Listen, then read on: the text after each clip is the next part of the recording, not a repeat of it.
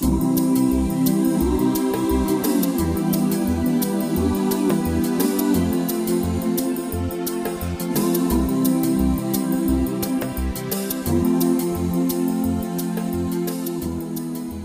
programa de hoje vamos mostrar prédios históricos de Belo Horizonte, começando aqui pelo Palácio Cristo Rei, que é belíssimo. Vamos também ao Minas Tênis, mostrar a história do clube e de uma artista fantástica. Depois continuaremos a viagem na Igreja São José, no iate no Pique, lá na Pampulha, e voltaremos para o Automóvel Clube, onde será feita a receita. Você sabe, falar de Minas e de BH com todo carinho do mundo é com a gente da Aviação Cipó.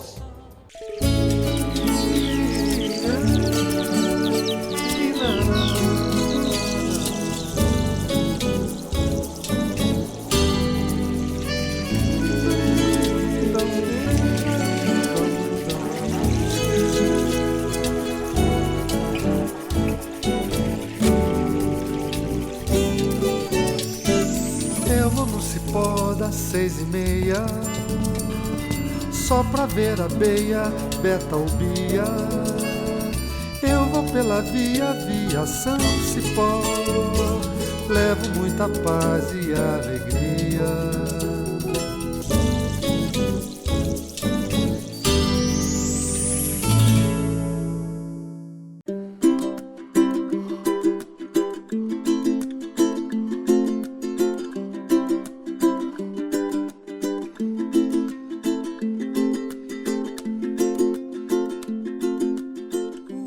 Nós vamos começar este programa sobre os prédios históricos de Belo Horizonte, bem aqui, no centro da cidade, na Igreja São José, com o Padre Nelson. Tudo bom, Padre? Bem-vindo, Toledo, bem-vindo toda a equipe da Aviação Cipó.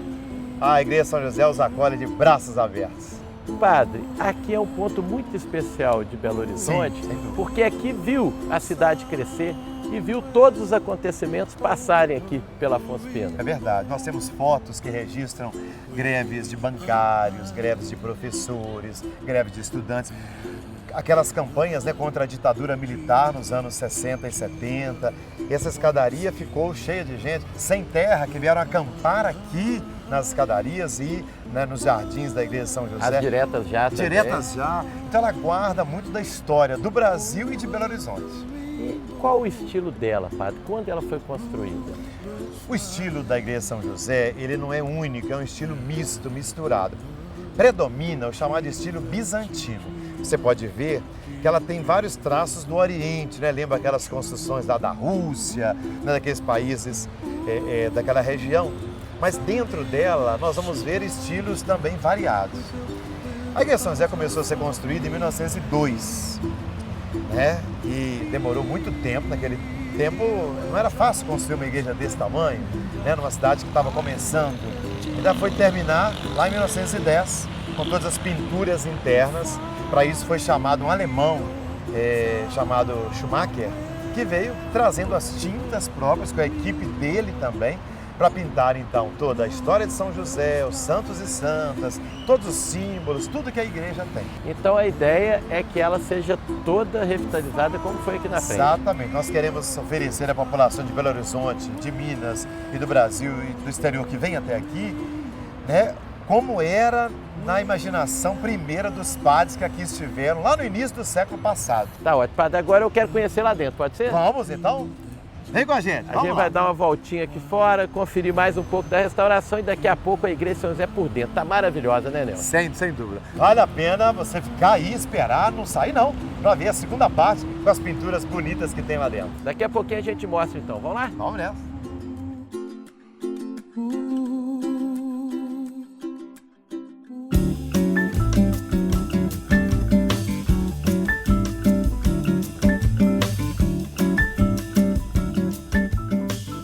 Na nossa viagem pelo Art Deco em Belo Horizonte, chegamos aqui ao Minas Tênis Clube. E o historiador Rafael vai explicar isso pra gente. Tudo bom, meu irmão? Beleza, Toledo? Prazer recebê-lo aqui. Prazer é nosso. Eu quero que você conte pra gente a história desse prédio do Minas Tênis Clube. Sim. Esse prédio ele foi inaugurado em 1940, né? Ou seja, 5 anos após a fundação do clube. O clube foi fundado em 1935 A Praça de Esportes foi inaugurada em 37, né, 2 anos depois de obras ali, e em 1940 foi inaugurado o prédio da sede social. É verdade que aqui estava planejado para ser um zoológico essa área? Sim, essa área que é compreendida por esse quarteirão entre as ruas da Bahia e Espírito Santo, na planta original da cidade, Belo Horizonte, que foi desenhada pelo engenheiro Arão Reis, eles tinham planejado que fosse um jardim zoológico. Só que logo quando começou a construir a capital, eles viram que não daria certo uma ideia dessa, por se tratar de um terreno em um bairro residencial e muito perto do Palácio da Liberdade, né? Um trabalho zoológico aqui seria muito complicado de ter. Seria complicadíssimo e nem tem terreno para isso também. Não daria certo. Então aqui é do Rafael Berti. Rafael Berti. E ele tem alguns detalhes muito importantes. Fala pra gente um pouquinho. Sim. Essa sede social, né, assim que ela foi inaugurada, ela virou palco de grandes bailes, as missas dançantes que marcaram época aqui na década de 40 e 50 também. Os grandes eventos da sociedade de Belo Horizonte eram aqui. Até por se encontrar muito perto do Palácio da Liberdade, né, os encontros políticos aconteciam no restaurante da sede, os bailes importantes, formaturas dos cursos de Direito, Medicina, aconteciam todos aqui na sede social. Era muito comum acontecer isso aqui. A gente vê que tem muitos detalhes assim, interessantes, como o piso, né, o acabamento em pedra e também madeira. Isso. E aqui, além desse prédio, tem também o do relógio, que é marcante. O prédio do relógio, qualquer pessoa que vê vai lembrar na hora do prédio, por exemplo, da Prefeitura Municipal. São prédios muito parecidos, são 2 prédios que marcam também o estilo Art Deco. Lá é do Romeu de Paoli e aqui do Rafael Berti. Exatamente, sim. E, como eu estava falando, o prédio do relógio, ele é a construção mais antiga que a gente tem aqui dentro de Minas. Na verdade, é a única construção que resiste desde a inauguração do clube em 37. E o que é legal aqui foi esse respeito aos prédios históricos. A gente está com imagens aí feitas hoje, né, imagens modernas, né, o clube bem assim contemporâneo, mas equilibrando com o que foi construído lá na década de 1940 e 30. O Minas tem sempre essa coisa de equilibrar a tradição e a modernidade, né? Por ser um clube que tem 80 anos já de história e é um clube moderno que está sempre se modernizando. Hoje são 4 unidades, então a história do Minas é muito importante. Então é algo que o pessoal está sempre preocupado com isso. Assim, sempre. Ela se confunde com a história de Belo Horizonte. Se confunde com a história de Belo Horizonte. Quando o Minas foi inaugurado, Belo Horizonte era uma jovem cidade, né? Que tinha pouco mais de 30 anos. E com a construção do Minas muda um pouco a mentalidade esportiva na cidade. A prática de esportes e de exercícios físicos como uma estratégia de lazer da população e também uma estratégia de busca de saúde passou a ser muito utilizada pelos frequentadores do Minas Tênis Clube, né? Uma coisa que não tinha antes da inauguração do clube. Então, essa mentalidade de buscar a saúde através dos exercícios físicos, da prática amadora de esportes, isso começou a partir da inauguração do clube aqui em Belo Horizonte. E isso vem até os dias de hoje, porque estamos gravando num dia de semana à tarde e você vê muita gente praticando esporte de todas as idades aqui no Minas. Já conhecemos a parte histórica, antiga, agora eu quero conhecer a moderna, combinado? Vamos lá, te levo lá agora. Daqui a pouquinho, então, o que há de moderno aqui no Minas, que todo mundo pode conhecer.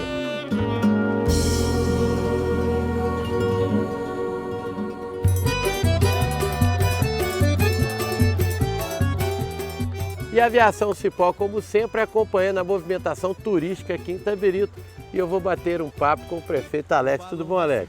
Tudo ótimo, graças a Deus. Mas hoje eu quero falar com você sobre Julifest. Claro. Ano passado o evento não aconteceu, mas esse ano volta com força total? Com força total. Ano passado foi uma questão de responsabilidade da prefeitura.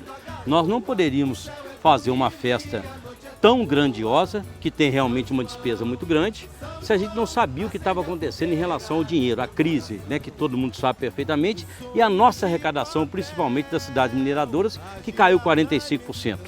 Como a turma, a equipe é muito criativa e muito boa de serviço, nós resolvemos fazer esse ano e com recurso da prefeitura? Com recurso da prefeitura, mas menos da metade do que nós gastamos, por exemplo, na última Julifest, que foi em 2014. A gente sabe que a Julifest tem um envolvimento muito grande da população.